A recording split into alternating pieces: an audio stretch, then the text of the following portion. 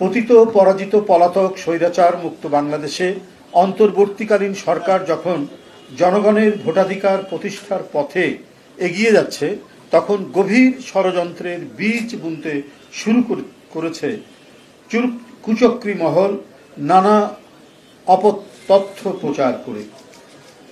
ইতিমধ্যে তারা নানা বয়ান তৈরি করে জনমনে বিভ্রান্তি সৃষ্টির জন্য একের পর এক বহুমুখী অশুভ তৎপরতা চালিয়ে যাচ্ছে। যারা মিথ্যাচার করে বিএনপিকে নানা তকমা লাগানোর অপচেষ্টা করছে, তারাই কিছু গণমাধ্যমকে ব্যবহার করে বিএনপির নামে অসত্য সংবাদ পরিবেশন করছে বা করানো হচ্ছে।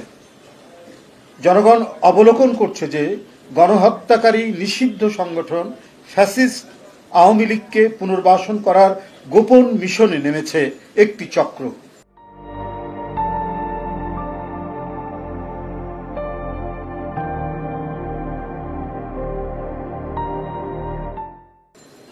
বিনিময়ে তারা পতিতদের সহযোগিতা নিয়ে রাজনৈতিক উদ্দেশ্য হাসিল করার স্বপ্নে বিভোর। সাংবাদিক বন্ধুগণ, আমরা উদ্বেগের সাথে লক্ষ্য করছি যে সম্প্রতি কিছু পত্রপত্রিকা, গণমাধ্যম এবং সোশ্যাল মিডিয়ায় বিএনপির মনোনয়নের কথিত তালিকা নাম ধাম প্রকাশ করে দলের নেতাকর্মীদের মধ্যে বিভ্রান্তি, অসন্তোষ এবং বিশৃঙ্খলা উস্কে দেওয়ার ষড়যন্ত্র করছে। অনুমিত হচ্ছে বিএনপিতে বিভেদ বিসম্বাদ সৃজনের অশুভ অভিপ্রায় নিয়ে কতিপয় মিডিয়া যথেচ্ছভাবে মিথ্যা অপপ্রচার প্রোপাগান্ডায় লিপ্ত হয়েছে। আমরা স্পষ্ট করে বলতে চাই, বাংলাদেশ জাতীয়তাবাদী দল বিএনপি আসন্ন জাতীয় সংসদ নির্বাচনের জন্য সর্বাত্মক প্রস্তুতি গ্রহণ করেছে।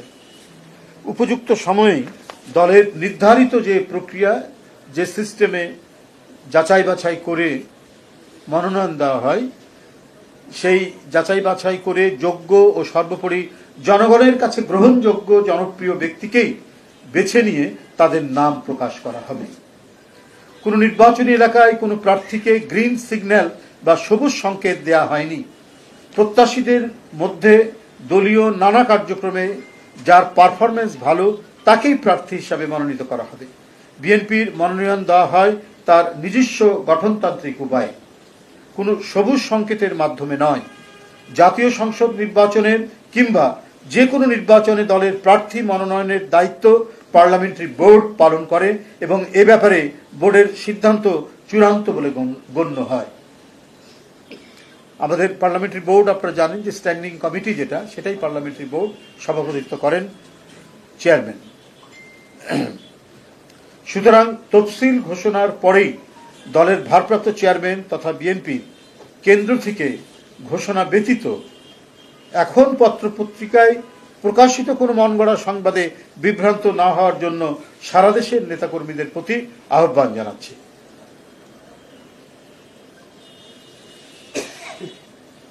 সবুজ সংকেত নয়, দলের ভারপ্রাপ্ত চেয়ারম্যান জনাব তারেক রহমান প্রতিটি এলাকায় ঐক্যবদ্ধভাবে কাজ করার সুনির্দিষ্ট ও যথাযথ নির্দেশনা দিচ্ছেন।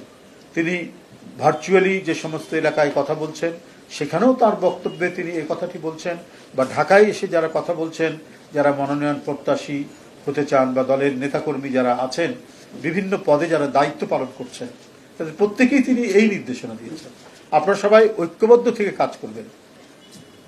দল যাকে মনোনয়ন দিবে তার জন্য সকলে আপনারা কাজ করবেন। কিন্তু এখনই কোনো মনোনয়ন দিয়ে দেওয়া হয়নি, যেটা আমরা বিভিন্ন পত্রপত্রিকায় দেখতে পাচ্ছি। তালিকা ঘোষণা করা হয়েছে, এই সম্ভাব্য হতে পারেন, এই ধরনের বিষয়গুলো আমরা দেখছি, যার কারণেই আপনাদেরকে এটা পরিষ্কার করে দেওয়া। তিনি তাগিদ দিচ্ছেন, অর্থাৎ ভারপ্রাপ্ত চেয়ারম্যান, বিএনপির নেতাকর্মীদের নিজেদের মধ্যে ঐক্যবদ্ধ থাকতে হবে। তিনি বলেছেন, আমাদের ইস্পাত কঠিন ঐক্য ধরে রাখতে হবে, আমাদের প্রত্যেককে গণসম্পৃক্ত কাজে সংশ্লিষ্ট থাকতে হবে। জনগণ বিরক্ত হয় এমন কোনো কাজে দলের নেতাকর্মীরা কখনোই লিপ্ত থাকবে না, জড়িত থাকবে না। তাহলে অবশ্যই জনগণের রায় ধানের শীষের পক্ষেই আসবে। ভারপ্রাপ্ত চেয়ারম্যান নেতাকর্মীদেরকে সারা দেশে ডোর টু ডোর গিয়ে আগামী দিনে জনগণের মুক্তির সনদ 31 দফা তুলে ধরার পরামর্শ দিয়ে যাচ্ছেন। এবং আমাদের নেতাকর্মীরা বা বিভিন্ন ইউনিট জেলা পর্যায় থেকে বা থানা পর্যায় থেকে কেন্দ্র পর্যন্ত প্রত্যেকে এ ব্যাপারে অত্যন্ত নিবিড় আন্তরিকতায় তারা কাজ করেছেন। অফিস, আদালত, স্কুল, কলেজ, রাস্তাঘাটে মানুষকে 31 দফার লিফলেট বিতরণ করেছেন এবং ব্যক্তিগতভাবে কেউ জানতে চাইলে এর বিভিন্ন দফা সম্পর্কে একেবারে বিস্তারিতভাবে তাদেরকে জানিয়েছেন, বলছেন ব্যাখ্যা সহ। তিনি মনোনয়ন প্রত্যাশীদের ঐক্য সুদৃঢ় করার এবং আরও জনবান্ধব হওয়ার নির্দেশ দিয়েছেন। বিএনপির ভারপ্রাপ্ত চেয়ারম্যান জনাব তারেক রহমান বারবার একটি কথা বলেন, যা আমরা মনে প্রাণে বিশ্বাস করি, সেটি হলো জনগণই বিএনপির সকল রাজনৈতিক ক্ষমতার উৎস। জনগণ আমাদের সঙ্গে থাকলে কোনো প্রোপাগান্ডায় বিএনপি থেকে জনগণকে বিচ্ছিন্ন করতে পারবে না ইনশাল্লাহ।